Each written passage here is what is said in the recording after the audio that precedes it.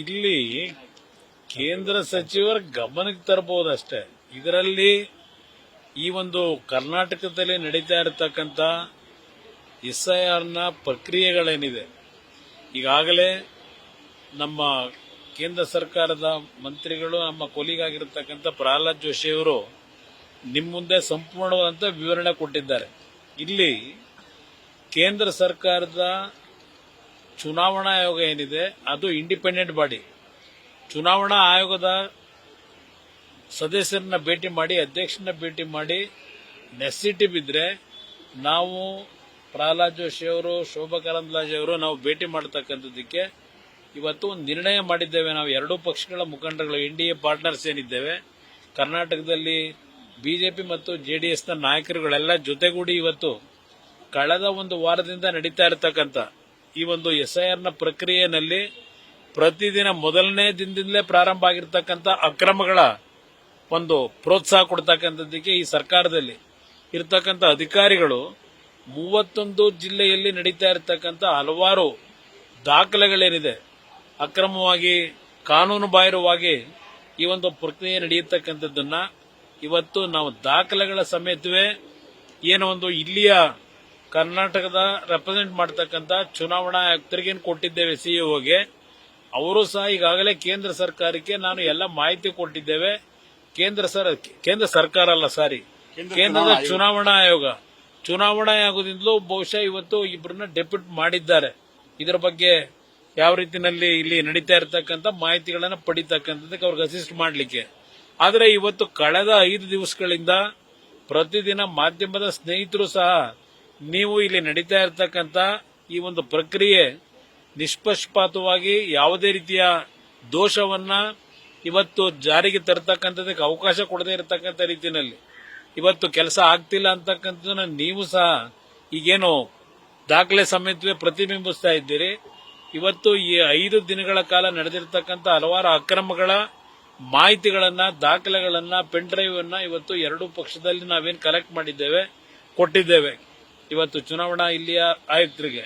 ಅದರಿಂದ ಇವತ್ತು ಈ ರಾಜ್ಯ ಸರ್ಕಾರ ಇವತ್ತು ಯಾವ ರೀತಿಯಲ್ಲಿ ಅಧಿಕಾರಿಗಳನ್ನ ಇಲ್ಲಿ ಏನಾಗುತ್ತೆ, ಅವರೇನೋ ಪ್ರಿಯಾಂಕಾ ಖರ್ಗೆ ಅವರು ಚುನಾವಣಾ ಆಯೋಗದವರು ಕತ್ತೆ ಕಾಯ್ತಿದ್ದಾರಂತ ಏನ್ ಹೇಳ್ತಾರೆ.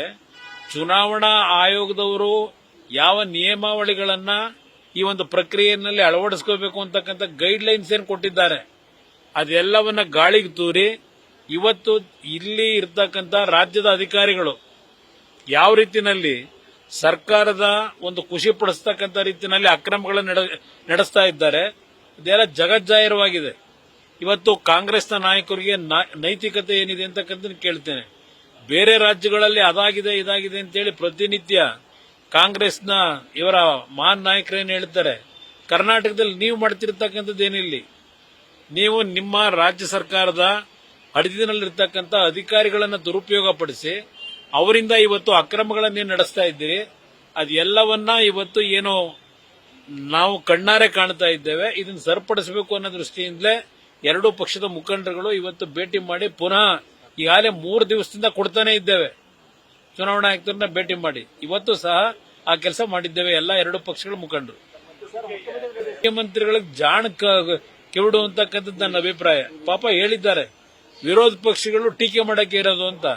ಆಗಿದ್ರೆ ನಾನು ಆ ವ್ಯಕ್ತಿ ಕೇಳ್ತೀನಿ, ಮುಖ್ಯಮಂತ್ರಿಗೆ, ನೀವು ಪ್ರತಿನಿತ್ಯ ಮಾಡ್ತಾ ಇದ್ದೀರಲ್ಲ ಕೇಂದ್ರ ಸರ್ಕಾರದ ಅದ ಮಾಡಿದ್ದಾರೆ ಇದು ಮಾಡಿದ್ದಾರೆ ಅಂತ ಹೇಳಿ, ಹಾಗಿದ್ರೆ ನೀವುಗಳು ಮಾಡ್ತಾ ಇರೋದು ಬರೀ ಟೀಕೆಗೋಸ್ಕರವಾ? ಇವತ್ತು ದೇಶದಲ್ಲಿ ಮಾಡ್ತಾ ಇರತಕ್ಕಂಥ ಟೀಕೆ, ನೀವು ನಿಮ್ಮ ನಾಯಕರುಗಳು ಇವತ್ತು ಕೇಂದ್ರ ಸರ್ಕಾರದ ಮೇಲೆ ಏನು ಟೀಕೆ ಮಾಡ್ತಾ ಇದ್ದೀರಿ, ಅದು ಬರೀ ಟೀಕೆಗೋಸ್ಕರ ಮಾಡ್ತಾ ಇದ್ದೀರಾ ನೀವು. ನಮ್ಮ ಮೇಲೆ ಆ ಒಂದು ರೀತಿಯ ನೀವು ಆರೋಪ ಏನಿದೆ, ಹಾಗಿದ್ರೆ ನೀವು ಮಾಡ್ತಿರೋ ಕೆಲಸ ಏನು ದೆಹಲಿನಲ್ಲಿ? ಇಲ್ಲಿ ನಡೀತಿರ್ತಕ್ಕಂಥ ಸತ್ಯಾಂಶ ಏನಿದೆ, ದಾಖಲೆಗಳ ಸಮೇತ ಇಟ್ಟಿದ್ದೇವೆ. ನೀವು ಬರೀ ಪೊಳ್ಳು ಹೇಳಿಕೆಗಳು ಕೊಟ್ಕೊಂಡು ನಿಮ್ಮ ಇಷ್ಟ ಬಂದಾಗ ನಡೆಸ್ಕೊಂಡೇನು ಹೊರಟಿದ್ದೀರಿ? ದೇಶದ ಮಾನ ಮರ್ಯಾದೆ ಹಾಳು ಮಾಡ್ಲಿಕ್ಕೆ ಹೊರಟಿದ್ದೀರಿ. ಯಾರಿಗೆ ಜಾಗೃತಿ ಮೂಡಿಸ್ತಾವ್ರೆ? ಯಾರಿಗೆ ಜಾಗೃತಿ ಮೂಡಿಸಿದಾಗ ಮಧ್ಯಪ್ರದೇಶ ಮಾಡಿ ಎಲ್ಲಿದೆ ಜಾಗೃತಿ? ಯಾವ ಜಾಗೃತಿ ಮೂಡಿಸ್ತಾ ಇದ್ದೀರಿ? ಅಕ್ರಮ ಮತದಾರನ ಸೇರಿಸಿ ಅಂತ ಕ್ರಿಯೇಟ್ ಮಾಡೋದಕ್ಕೆ ಜಾಗೃತಿ ಮೂಡಿಸ್ತಾ ಇದ್ದೀರಾ ನೀವು? ಇದನ್ನ ಕೇಳಲಿಕ್ಕೆ ಬಯಸ್ತೀನಿ. ಯಾರು ಯಾತಿಗೆ ಪ್ರತಿಭಟನೆ ಮಾಡ್ತಾರೆ? ಅಕ್ರಮ ಮತದಾರನ ಸೇರಿಸ್ತಾ ಇಲ್ಲ ಅಂತ ಪ್ರತಿಭಟನೆ ಮಾಡ್ತಾರ? ಚುನಾವಣಾ ಆಯೋಗದ SIR ನಲ್ಲಿ ದೋಷ ಇಲ್ಲ. ಆ SIR ನ ಅನುಷ್ಠಾನಕ್ಕೆ ತರಲಿಕ್ಕೆ ನಿಮ್ಮ ಅಧಿಕಾರಿಗಳನ್ನೇನು ಬಿಟ್ಕೊಂಡಿದ್ದೀರಿ? ಈಗ ನೀವೇ ಮಾಡ್ಬೇಕಲ್ವಾ? ಅದನ್ನ ಮಾಡ್ತಕ್ಕಂಥ ದೋಷ ಇದೆ. ಅವರ ಮೇಲೆ ನಿಮ್ ಜಿಲ್ಲಾಧಿಕಾರಿಗಳು ನಿಮ್ಮ BPOಗಳ ಮೇಲೆ ನೀವು ಪ್ರತಿಭಟನೆ ಮಾಡಿದ್ರೆ ನಮ್ದು ನಿಮ್ ಬೆಂಬಲ ಇದೆ ನಿಮಗೆ.